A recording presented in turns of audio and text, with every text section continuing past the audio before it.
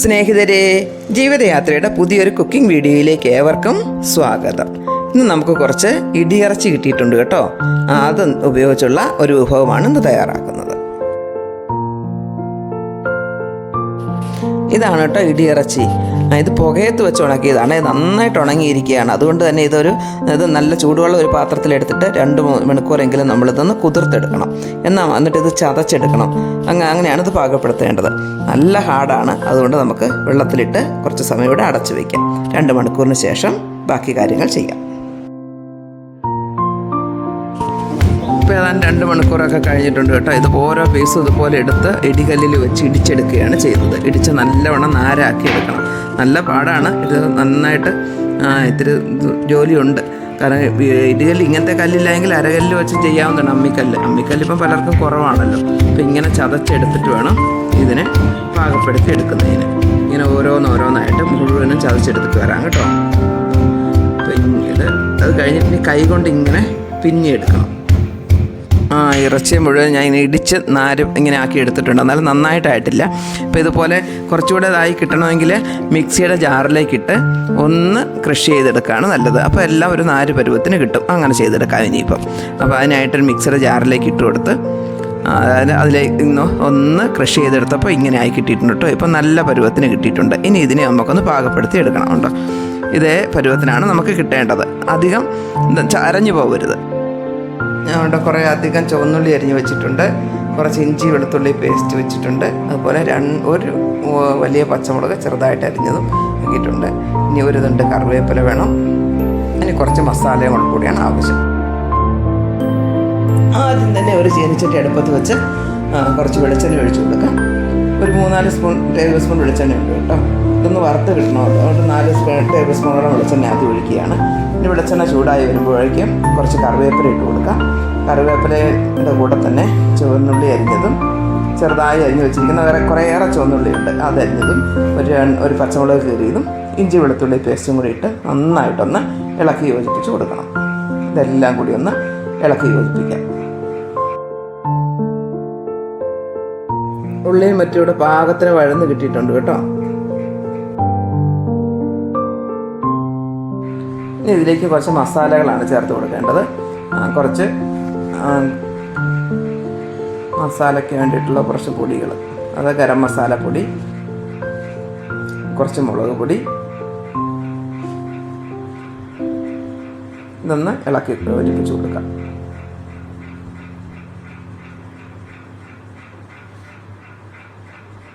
മസാലയൊക്കെ മൂത്ത് കിട്ടിയിട്ടുണ്ട്.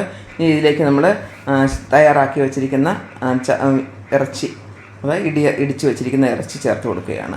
എന്നിട്ട് നന്നായിട്ട് ഇളക്കി മുളകും എല്ലാം കൂടെ മിക്സ് ചെയ്ത് എടുക്കണം. ഇനി എണ്ണ ആവശ്യമെങ്കിൽ കുറച്ചുകൂടി ഒഴിച്ച് കൊടുക്കാം കേട്ടോ. നന്നായിട്ട് അത് അവരവരുടെ ഇതനുസരിച്ച് ടേസ്റ്റിനനുസരിച്ച് എണ്ണ ചേർത്ത് വേണം. കുറച്ച് എണ്ണയും കൂടി ഇത് കഴിഞ്ഞിട്ട് ഒഴിച്ച് കൊടുക്കുന്നുണ്ട്. അപ്പോൾ എണ്ണ കുറവാണ്. ഇതൊന്ന് വെന്ത് മൊരിഞ്ഞ് കിട്ടാൻ വേണ്ടിയിട്ട് പാകത്തിനുള്ള. ഇപ്പം നല്ല മണമൊക്കെ വരുന്നുണ്ട്. ഇഞ്ചിയുടെയും ഇതിൻ്റെയൊക്കെ കൂടെ മസാലയുടെയും ഒക്കെ കൂടെ നല്ല സ്മെല്ലാണ് വരുന്നത്. അപ്പോൾ ഇതൊന്ന് യോജിപ്പിച്ച് നമുക്ക് കുറച്ച് കുരുമുളക് പൊടിയും കൂടെ ചേർക്കാനുണ്ട്. കുറച്ച് കുരുമുളക് പൊടി ബീഫിന് നല്ലതാണ്. അപ്പോൾ അത് നന്നായിരിക്കും ചേർത്ത് കഴിഞ്ഞാൽ. അതും കൂടി പൊടിച്ച് ചേർക്കേണ്ടതുണ്ട് കുറച്ചുകൂടെ കഴിഞ്ഞിട്ട്. ഇനി ഇത്രയും ചതയ്ക്കേണ്ട എന്നുള്ളവർക്ക് ചെറുതായിട്ടൊന്ന് ചതച്ചിട്ട് കടിച്ചു കുറച്ച് തിന്നാൻ പറ്റുന്ന പരുവത്തിനും എടുക്കാവുന്നതാണ് കേട്ടോ. ഞാൻ കുറച്ച് നൂല് പരുവത്തിനാക്കിയതേ ഉള്ളൂ. ഇങ്ങനെ തന്നെ ഇത്രയാക്കണമെന്നുമില്ല. ഒരുവിധം ഒഴിഞ്ഞ് കിട്ടിയിട്ടുണ്ട്. ഇനി കുറച്ച് കുരുമുളക് പൊടിയും കൂടെ ചേർത്ത് കൊടുക്കാം നമുക്ക്.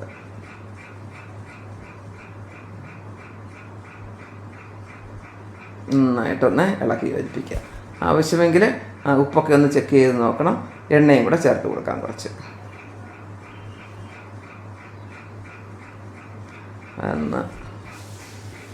എണ്ണയിൽ വറുത്ത് കോരുന്നതിന് പകരമാണ് ഇങ്ങനെ ചതച്ചിട്ട് ഇങ്ങനെ ചെയ്യുന്നത്. അപ്പോൾ ഒരുപാട് എണ്ണ ഉപയോഗിക്കുന്നതും കുറയ്ക്കാൻ പറ്റും നമുക്ക്.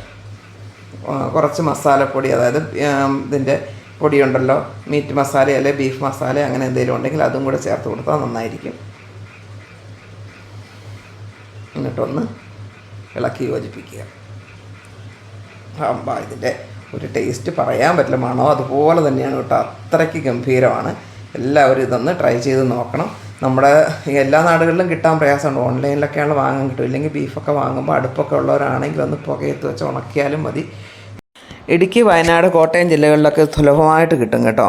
ഇത് പുകയത്തുണക്കിയതിനാണ് വില കൂടുതൽ. ഡ്രയറിൽ ഉണങ്ങിയതിന് ഇത്രയും വിലയില്ല. 2200 രൂപയൊക്കെ ഉള്ളൂ കിലോയ്ക്ക്. മറ്റേതാണ് പുകയത്തുണക്കിയതിനാണ് കിലോ 3500 രൂപ. അപ്പോൾ അത്രയ്ക്കും നല്ല സാധനമാണ്, അത്രയ്ക്കും ഡിമാൻഡുള്ള സാധനമാണ്. അതുകൊണ്ട് അപ്പോൾ എങ്ങനെയായാലും ഇത് കിട്ടുമെന്നുണ്ടെങ്കിൽ ഒന്ന് ട്രൈ ചെയ്ത് ഒരിക്കലെങ്കിലും ഒന്ന് ടേസ്റ്റ് ചെയ്ത് നോക്കാൻ എല്ലാവരും ശ്രമിക്കുക. നോൺ വെജ് പ്രേമികൾ, പ്രത്യേകിച്ചും ബീഫ് ഇഷ്ടമുള്ളവരിത് വിട്ടുകളയല്ലേ. അപ്പം കൂടുതലൊന്നും പറയാനില്ല. നല്ല ടേസ്റ്റ്. എന്താ പറയാനാ, നമുക്ക് ഇടയ്ക്കിടയ്ക്ക് ഇങ്ങനെ കുറച്ച് എണ്ണ ഒഴിച്ചു കൊടുത്ത് അതിനെ മുറിച്ചുകൊണ്ടിരുന്നാൽ നല്ലതാണ് കേട്ടോ. അധികം ഒരുപാടായി പോകാതെ അവരവരുടെ എണ്ണയൊക്കെ ഉപയോഗിക്കാവുന്നവരാണെങ്കിൽ കുഴപ്പമില്ലാതെ കുറച്ച് എണ്ണയും കൂടെയൊക്കെ ചേർത്ത് കൊടുത്താൽ നല്ല ഗംഭീരമായിരിക്കും. അപ്പം അത്രയ്ക്ക് സ്വാദുള്ള സാധനമാണ്. ഒരിക്കലെങ്കിലും, അല്ലെങ്കിൽ നിങ്ങൾ ഇടുക്കി വഴിയോ ഒക്കെ കോട്ടയം വഴിയോ ഒക്കെ വരുമ്പോൾ ഏതെങ്കിലും കടയിൽ നിന്ന് ഇതൊക്കെ ബോർഡ് വെച്ചിട്ടുണ്ടാവില്ല ഇത് കിട്ടുമെന്നുള്ള, അവിടെ നിന്ന് ലഭ്യമാണെങ്കിൽ അതൊന്ന് വാങ്ങി കഴിച്ച് ടേസ്റ്റ് നോക്കുക.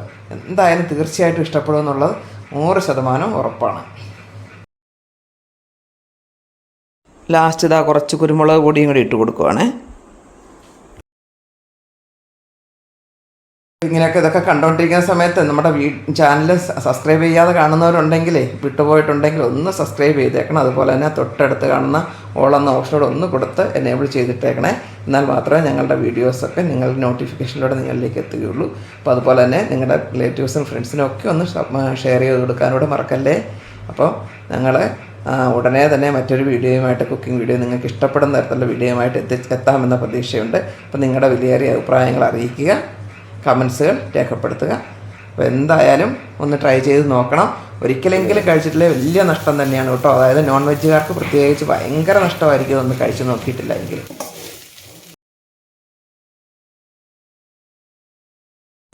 നമ്മുടെ ഇടിയിറച്ചി ഇവിടെ എല്ലാം പാകപ്പെടുത്തി എടുത്തിട്ടുണ്ട്. നല്ല ഭംഗിയുണ്ട് കാണാൻ തന്നെ, നല്ല ടേസ്റ്റുമാണ്. എല്ലാവരും ഒന്ന് ട്രൈ ചെയ്ത് നോക്കും. മറ്റൊരു വിഭവമായി ഉടൻ തന്നെ കാണാം. Thank you.